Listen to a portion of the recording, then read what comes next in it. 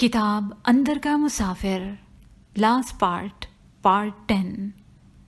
मुझे कोच छोड़े हुए अब पूरे 40 दिन हो गए थे। मेरा ये चिल्ला आज ख़त्म हो गया था। मुझे अपना जिस्म बहुत लतीफ़ सा महसूस होता और आंखों में भी मकनातीसियत महसूस होती। इस मकनातीसी कुव्वत को नरीमा और घर के तमाम अफराद ने महसूस किया। एक हफ्ते से मैं ये बात नोट कर रहा था कि ऑफिस में चंद लोग अक्सर मेरे कामों में बिला वजह एतराज़ कर देते थे। अब ये सब लोग मुझसे अच्छी तरह मिला करते, मेरे पास आकर खुशी महसूस करते। उनके एतराज़ात तो कतई ख़त्म हो चुके थे। मुझ पर यह इसरार खुला कि अल्लाह पाक की बिनाई का नूर, जो कि इसम बसीर की तजल्ली है, इस नूर के अंदर मकनातीसी कशिश अल्लाह की कायनात के ज़र्रे ज़र्रे में काम कर रही है। अल्लाह ताला की नज़र पहाड़ की तह में छुपा हुआ राई का छोटा सा दाना भी देख सकती है। यानी अल्लाह पाक की नज़र या बिनाई का नूर कायनात के ज़र्रे ज़र्रे को मुहीत है। इस नूर ने अपनी कुव्वत कशिश के साथ कायनात के ज़र्रे ज़र्रे को जोड़ रखा है। उसकी मकनातीसी कशिश कुव्वत सकल बनकर ज़मीन पर काम कर रही है।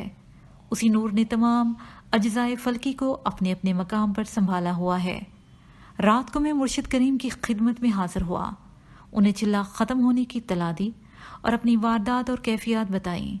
शेख अहमद बहुत खुश हुए, फरमाया, बेटे, अल्लाह पाक की नज़र कायनात के ज़र्रे ज़र्रे में मौजूद है। रूह की आंख अल्लाह की नज़र का वास्ता है। रूह की आंख अज़ल से अब तक देखती है। रूह 3 दायरों पर मुश्तमिल है। ये तीनों दायरे रूह की तीनों हस्तियां हैं, जो अपनी ज़ात में अलहदा-अलहदा मुकम्मल सूरत में है। रूह का पहला दायरा ज़ात की तजल्ली का है। इस दायरे को अल्लाह का नूर या बिनाई का नूर कहा जाता है। बाकी 2 दायरे रूह का नफ्स हैं। अल्लाह पाक फरमाते हैं कि अव्वल आखिर ज़ाहिर बातिन मैं ही मैं हूँ। बस बातिन यानी गैब में अल्लाह की तजल्लियात और अनवार हैं, और ज़ाहिर में इन अनवारात और तजल्लियात की रोशनियाँ हैं। ज़ाहिर और बातिन के दरमियान बरज़ुख या पर्दा है, जो ज़ाहिर को बातिन से जुदा करता है। बरज़ुख बातिन को ज़ाहिर करने का वास्ता है। जब रूह की नज़र और फ़िक्र अपने नफ्स से गुजर जाती है तो एक ऐसा मुकाम आता है जहाँ रूह की नज़र की डायमेंशन ख़त्म हो जाती है। नज़र से डायमेंशन का ख़त्म हो जाना खुद अपनी ज़ात की फ़नायत है। इसकी मिसाल यूँ है कि जैसे आप रेत का महल बनाते हैं, अब इसे तोड़ देते हैं और तोड़ने के बाद कहते हैं कि महल फ़ना हो गया, मगर फ़ना होने से पहले भी रेत थी और फ़ना होने के बाद भी रेत है। तो महल क्या है? महल रेत के मुख्तलिफ डायमेंशन हैं जिन्होंने अमल की सूरत बना ली। ये डायमेंशन ख़त्म हो गए तो अमल भी फ़ना हो गया। महल के फ़ना होने पर असल ज़ात सामने आ गई। अब महल का तस्करा नहीं बल्कि सिर्फ रेत का तस्करा है। बस जब इंसान की नज़र और जहन के डायमेंशन ख़त्म हो जाते हैं, गोशपोश से हटकर असल इंसान सामने आता है। इस आयत में अल्लाह ताला ने इंसान की इसी रूहानी सलाहियत की कसम खाई है। मैंने शेख अहमद से कहा कि सरकार, इसका मतलब तो ये समझ में आता है कि कायनात की तमाम सूरतें रूह की फ़िक्र का नतीजा हैं, क्योंकि जब रूह की अपनी ज़ात की नफ़ी हो गई है तो सारी कायनात की नफ़ी हो गई है। कहने लगे, अल्लाह पाक ने फरमाया है कि रूह अमर रब्बी है, और अल्लाह का अमर यह है कि जब वो किसी शय का इरादा कर लेता है तो कहता है कि हो जा, वो हो जाती है। बस कायनात की तमाम सूरतें अल्लाह ताला के अमर यानी रूह के दिमाग व नज़र के खाके हैं। इसकी तशरीह यूँ होगी कि रूह की नज़र या आंख अल्लाह ताला की तजल्ली को बेशुमार जावियों से देखती है। हर जाविया निगाह कायनात का एक डायमेंशन है, जो मादी दुनिया में कायनात की अशकाल में ज़ाहिर हो जाते हैं। रूह की निगाह जब अपनी रोशनी में देखती है तो वो कायनात की अशकाल देखती है, मगर जब अल्लाह की अमर की तजल्ली में देखती है तो सिर्फ ज़ात की तजल्ली सामने आती है।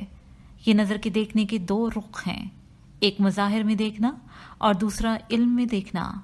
मज़ाहिर में देखना कायनात में मौजूदात को देखना है। इल्म में इन मौजूदात में काम करने वाली और इनको हरकत में रखने वाली रोशनी को देखना है। इल्म में देखना अल्लाह ताला के इसरार और रमूज़ और हिकमतों को पहचानना है, और यही इसरार और मज़ाहिर कुदरत की बुनियाद है। शेख अहमद ने फरमाया, अब तुम ज़हनी तौर पर इस मुकाम पर पहुँच चुके हो कि इन असरार और अनवार से वाक़फ़ियत हासिल कर सको।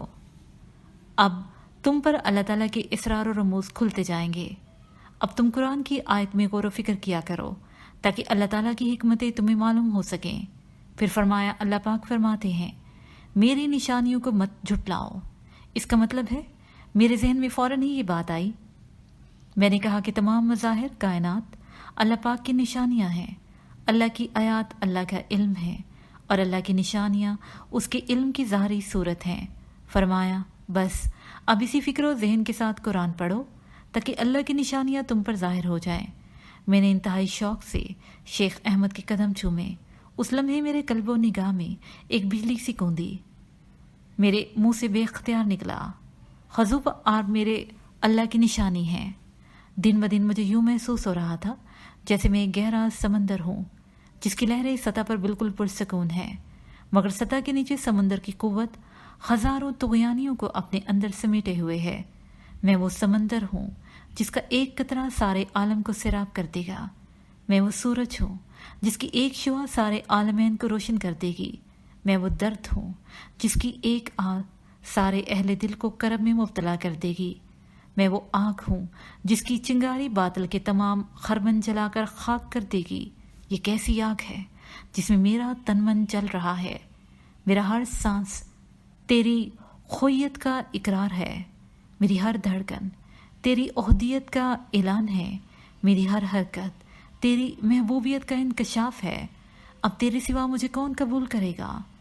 پہاڑ، زمین، آسمان میرے متحمل نہیں ہے، میں تیری امانت ہوں۔ میرے دل کے قریب میں ایک سرگوشی سنائی تھی، اے میرے بندے، تو میری امانت ہے، تیری حفاظت میری سوا اور کون کر سکتا ہے؟ بڑھتے طوفان میں سکون کی لہریں پیدا ہو گئی، دھوپ میں جلتی زمین پر ابر بارہ کی گوہر فشائی ہو گئی۔ آج مجھ پر یہ بھید کھلا کہ اللہ پاک نے اپنی امانت کا عشق میرے اندر رکھا۔ آدم علیہ السلام کے سوا کوئی اس امانت کو اٹھانے کا متحمل نہیں ہوگا۔ اپنی امانت کے بوجھ کو اٹھانے کے لیے اللہ پاک نے آدم علیہ السلام کو علم عطا فرمایا۔ اسی علم کی قوت سے آدم مخلوق پر حکمرانی کرتا ہے۔ میرے دل میں خود بخود اسرار کھلتے رہے، ذہن میں اللہ پاک کی قربت کے سوا کوئی خیال نہیں آتا۔ حالانکہ ہر کام معمول کے مطابق کرتا، مگر ہر وقت یوں لگتا ہے کہ جیسے اللہ ہر وقت میرے اپنے اندر موجود ہو، میرے اپنے اندر سے اس کا جلوہ نور دکھائی دیتا تھا۔ اس وقت میری یہ حالت تھی کہ جس حالت کے لیے اللہ پاک اپنے کلام میں فرماتے ہیں، ترجمہ، میں تمہارے نفسوں میں ہوں، کیا تم نہیں دیکھتے؟ یہی صلوات دائمی ہے کہ جس میں نظر اپنے نفس سے ہٹ کر اللہ پاک پر قائم ہو جائے۔ ایسی حالت میں بندے کا سونا، جاگنا، چلنا پھرنا سب عبادت میں شمار ہوتا ہے۔ نریما نے انہی دنوں 2-3 بار مجھے بتایا کہ جب آپ گہری نیند میں ہوتے ہیں تو سانس کے ساتھ آپ کے سینے سے اللہ اللہ کی آواز بڑی صاف سنائی دیتی ہے۔ حالانکہ مجھ کو اس کی خبر نہیں تھی، مگر ایک بار ایسا ہوا کہ خود اپنی ہی اللہ اللہ کی آواز سے میری آنکھ کھل گئی۔ میں سوچنے لگا، انسان اپنی ذات میں بڑی دلچسپ شخصیت ہے اور اس کے ساتھ ساتھ پراسرار بھی۔ روحانی علوم کیسے دلچسپ ہے، جس میں ہر روز نت نئے انکشافات ہوتے ہیں، اور آدمی کے اندر کے تجسس کو روحانی علوم سے کس قدر تسکین ملتی ہے۔ اس کی جستجو، اس کی تلاش کو نیا راستہ مل جاتا ہے۔ مجھے اللہ پر بہت ہی پیار آیا کہ انہوں نے اپنے بندوں کے لیے کیسے سامان مہیا کیے ہیں۔ اس کے ساتھ اس بات کا دکھ ہوا کہ اپنی فطرت کے خلاف لوگ محدودیت یعنی مادیت سے ہی جی لگا بیٹھے ہیں۔ مرنے کے بعد مادی دنیا ختم ہو جائے گی، پھر اپنی فطرت میں بسی ہوئی قوت تجسس کو کس عالم میں لے جائیں گے؟ جب اسے تلاش کی زمین نہیں ملے گی تو وہ کہاں خزانے ڈھونڈنے جائے گی؟ دل جب محبوب کے ساتھ لگ جاتا ہے تو سب کچھ محبوب ہی ہو جاتا ہے۔ ان دنوں کمپنی میں سالانہ اکاؤنٹ کی چیکنگ ہو رہی تھی، سارا دفتر مصروف تھا۔ میں بھی سارا دن کمپیوٹر پر کام کر کے تھک گیا تھا۔ رات کی 8 بجے چھٹی ملی، دماغ تھک گیا تھا۔ گھر آ کر کھانا کھا کر صوفے پر لیٹ گیا اور آنکھیں بند کر لیں۔ مجھے بڑا آرام ملا اور یہ آرام سکون میں بدل گیا۔ بند آنکھوں کے سامنے ایک فلیش لائٹ چمکی، اس کے ساتھ ہی خیال کا رخ بدل گیا۔ مجھے اپنے رب کی قربت محسوس ہوئی۔ کچھ دیر بعد اس احساس نے سچ مچ میرے شعور کو اپنے اندر سمیٹ لیا اور میں گہری نیند میں چلا گیا۔ جاگنے پر دل میں خیال آیا کہ سالک کا دل اور ذہن جب اللہ کے ساتھ قائم ہو جاتا ہے تو وہ ہر شے میں ذات حق کو ظاہر اور مخلوق کو باطن میں دیکھتا ہے۔ وہ جان لیتا ہے کہ تمام جمیع خلائق حق کا آئینہ ہے۔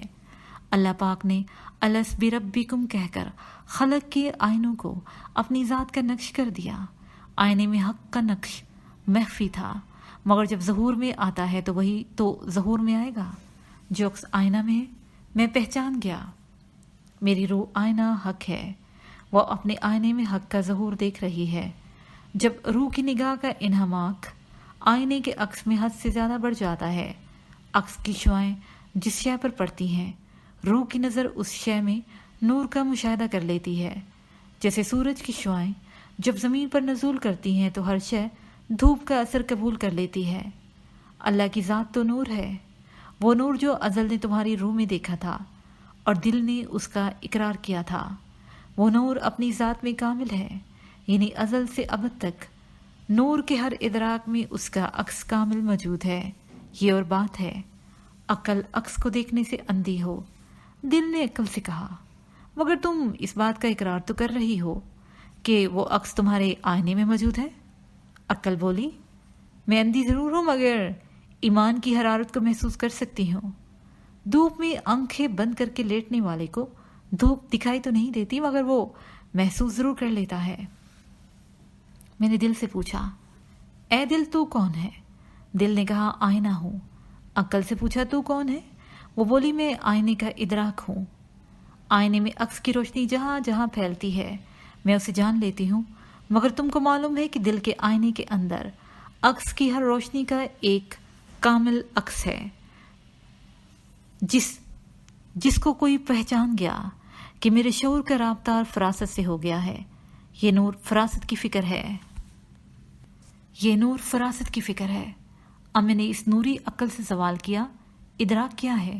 وہ بولی، لمحہ کن ہے، وہ وقت ہے جس وقت دل کے آئینے حق کے عکس کو دیکھا۔ دل کے آئینے میں بس وہی ایک عکس تو ہے، آئینہ وہی دیکھ رہا ہے جو اندر موجود ہے۔ لمحہ کن کی ہر یونٹ ادراک ہے، اور ہر یونٹ خواہ وہ چھوٹی سے چھوٹی ہی کیوں نہ ہو آئینے کا ایک عکس ہے۔ ذات ایک ہے، عکس بے شمار ہیں، یہ صفات کی صورت میں جلوہ گر ہیں۔ جیسے کیمرہ ایک شے کی تصویر لیتا ہے، وہ ایک ہی شخص کی 20 تصویریں لے لیتا ہے۔ ہر تصویر مختلف لگتی ہے مگر ذات ایک ہی ہے، اور ایک لمحہ کن کی یونٹ ہے، اسے جتنا پھیلائیں گے اس کے اندر کے عکس سامنے آتے جائیں گے۔ میں سوچنے لگا کہ آئینے کو وسعت کیوں نہ دے دی جائے کہ نظر کا ہر عکس ایک ذات کی مختلف تصویریں یا فوٹو بن جائے۔ حقیقت کو جاننے کے بعد میرا دل گہرائی میں ڈوبنے لگا۔ دل اب ہر لمحہ زندگی کا ادراک طلب کرنے لگا۔ مجھے ایسے محسوس ہوا جیسے میں وہ پیاسا ہوں جس کے لب تک پانی لا کر لوٹا دیا جاتا ہے۔ اس حقیقت کے انکشاف پر کچھ سمجھ نہیں آتا کہ میں روؤں یا ہنسوں۔ میرا تو رواں رواں دکھتی رگ ہے جس میں ہجر و فراق کا درد بسا ہے۔ یہ چند لمحے میرے درد کا مداوا کیسے ہو سکتے ہیں؟ میں تو ازل سے ابد تک محبوب کو آئینہ دل میں دیکھ رہا ہوں۔ ہر نظر کے ساتھ تقاضا وصال بھڑک اٹھتا ہے، خواہش عمر بھر کا سفر کرتی ہے، تب کہیں جا کر اس کی تسکین کا سامان ہوتا ہے۔ مگر یہ وصال عمر کب ہے؟ یہ تو عمر کا ایک لمحہ ہے، پھر وہی پردہ ہے، پھر وہی حجاب ہے، پھر وہی تشنگی۔ اے حقیقت منتظر، میرا جی چاہتا ہے کہ میں تیری آغوش رحمت میں اس طرح سو جاؤں کہ پھر کوئی مجھے نہ جگائے۔ روح پیاسی ہے، تن پیاسا ہے، من پیاسا ہے، میں کیا ہوں؟